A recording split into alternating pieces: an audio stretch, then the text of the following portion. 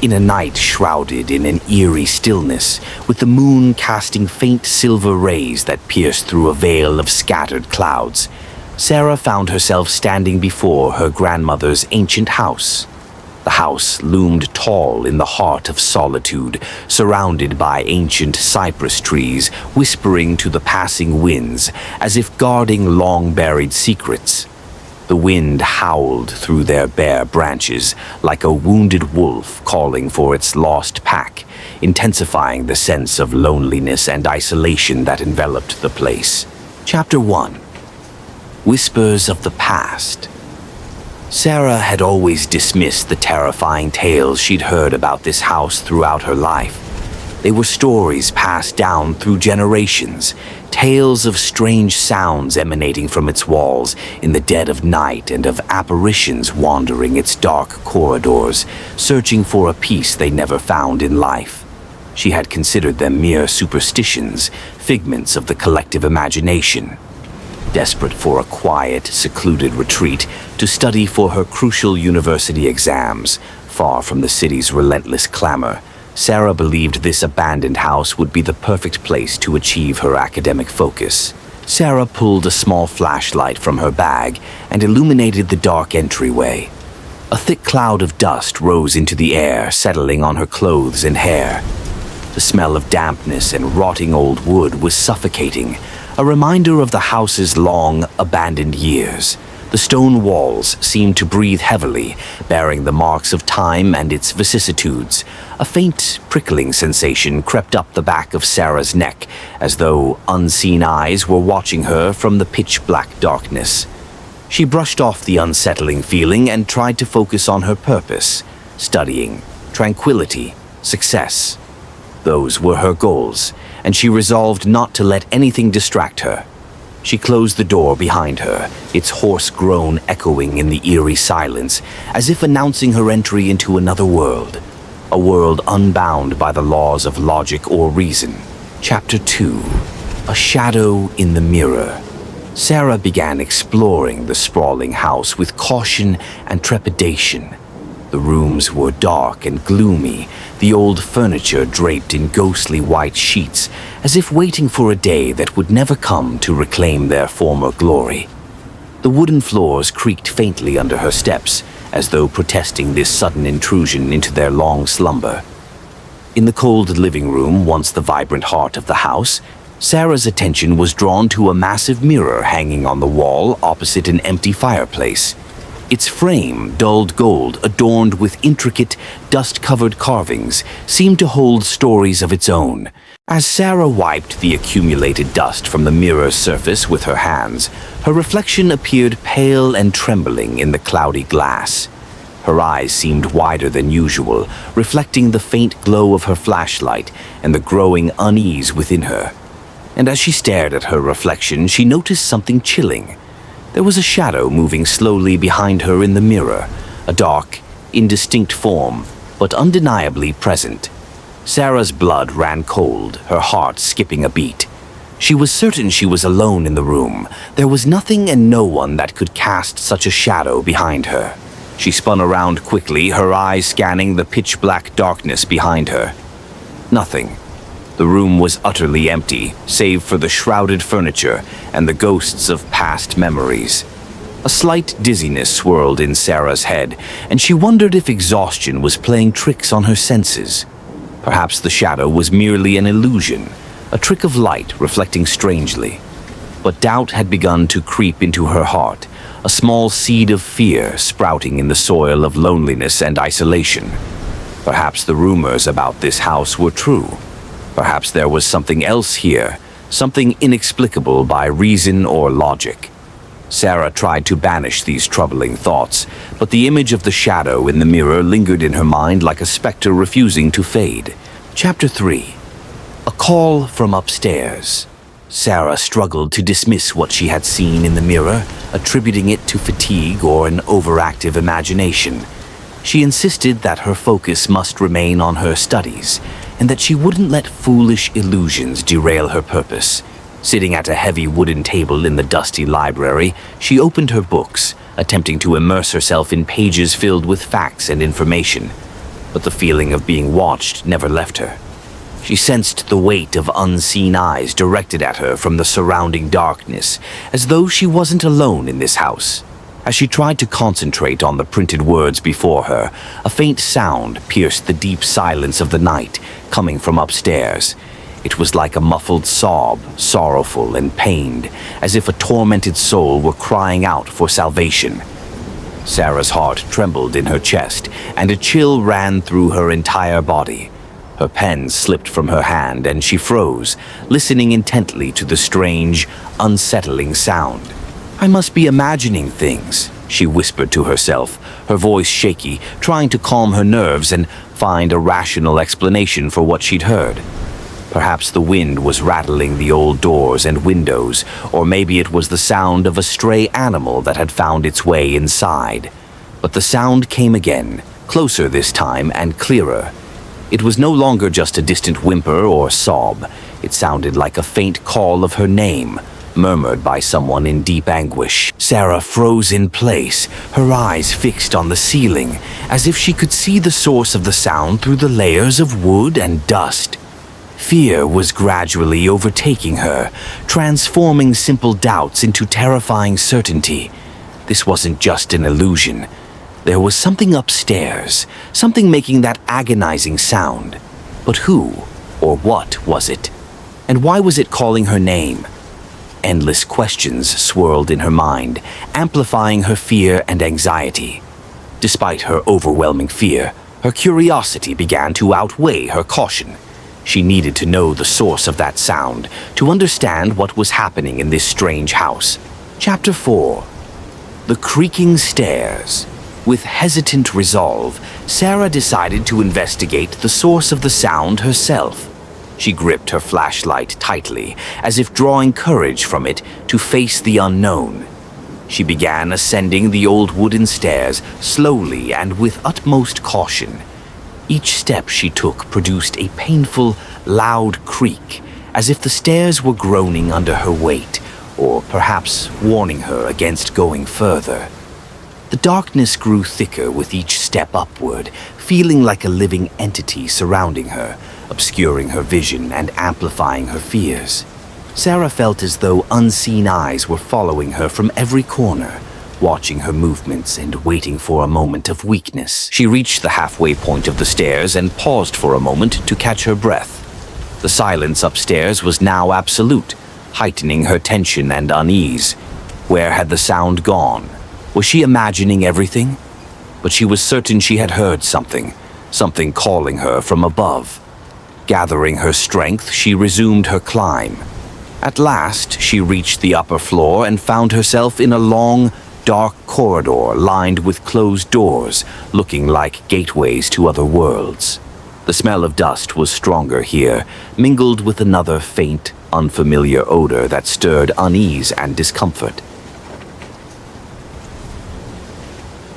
The wind rattled the corridor's closed windows, producing faint whistling sounds that added to the charged, mysterious atmosphere.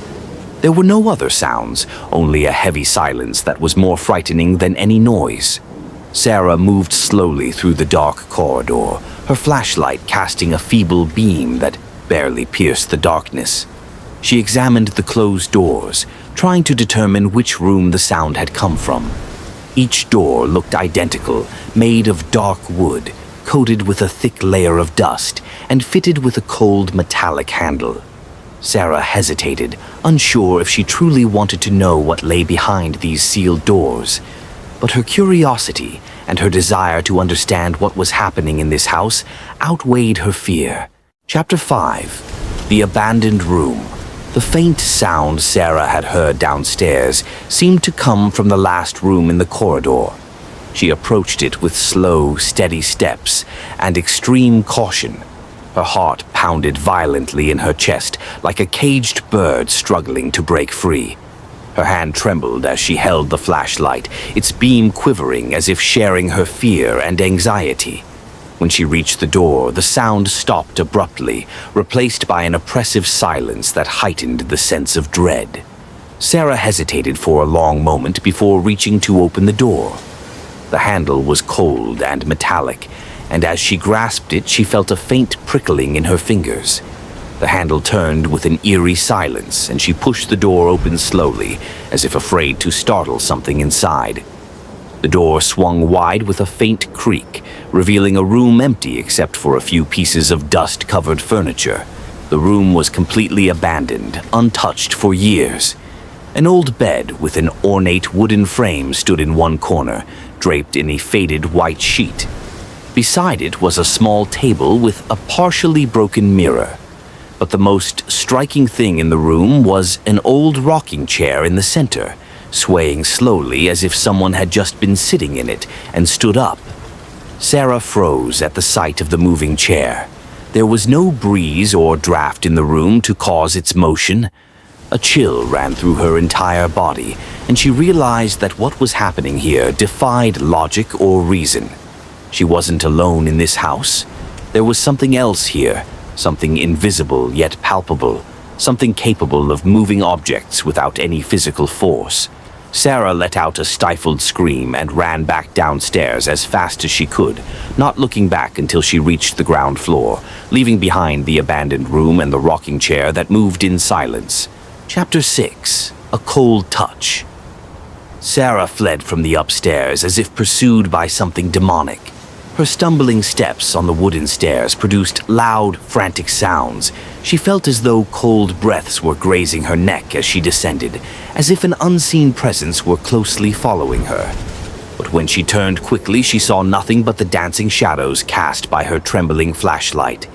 She finally reached the living room and collapsed onto the nearest chair, trying to catch her ragged breath. Her heart pounded violently in her chest, as if trying to escape this ominous place. Sarah sat for long moments, attempting to calm her nerves and think rationally. Perhaps she was nervous and scared, causing her to imagine things that didn't happen. But she was certain of what she had seen in the mirror, what she had heard upstairs, and, undeniably, the movement of the rocking chair in that cold room. It wasn't all just her imagination. Sarah decided to gather her belongings and leave the house immediately. She no longer cared about studying or exams. All she wanted was to escape this terrifying place and return to her normal life. With forced determination, Sarah stood and began collecting her scattered books and belongings from the table. But suddenly, she felt a cold breeze envelop the room, despite the closed windows. Then she heard a loud slamming sound from the direction of the front door. Sarah froze, turning toward the door. It was completely shut. She tried to open it, but the handle wouldn't budge. Panic surged through her as she attempted to open the windows, but they too were tightly sealed. It was as if she were trapped inside the house, as if the doors and windows had closed on their own, commanded by an unseen, merciless force. Chapter 7. Voices from the Walls.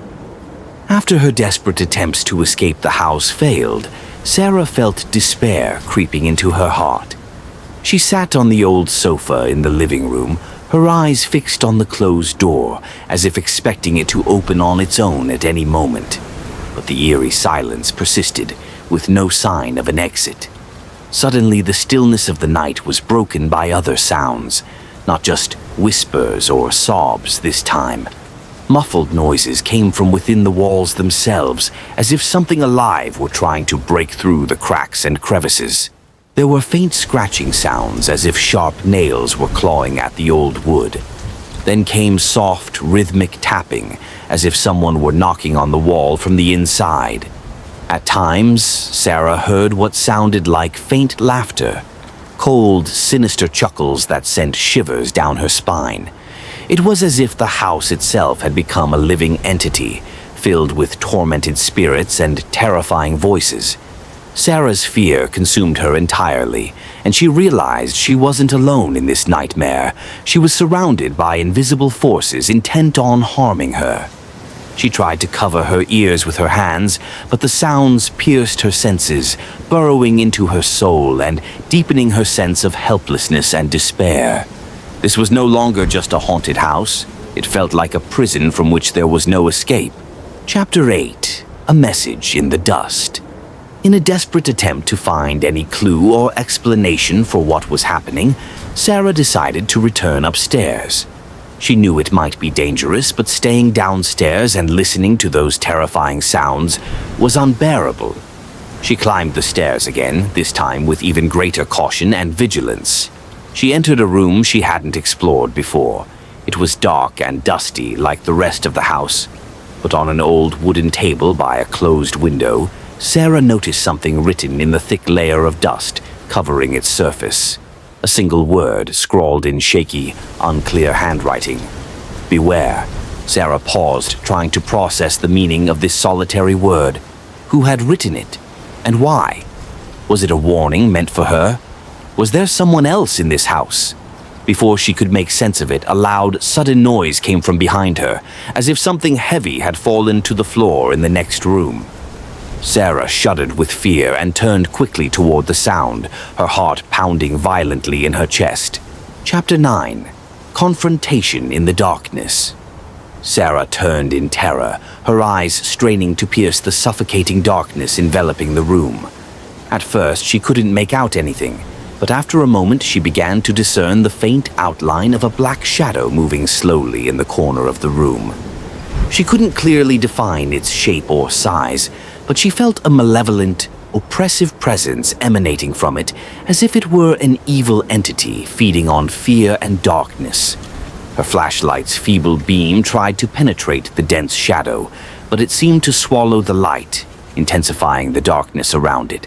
Sarah felt paralysis creeping through her limbs, unable to move or speak.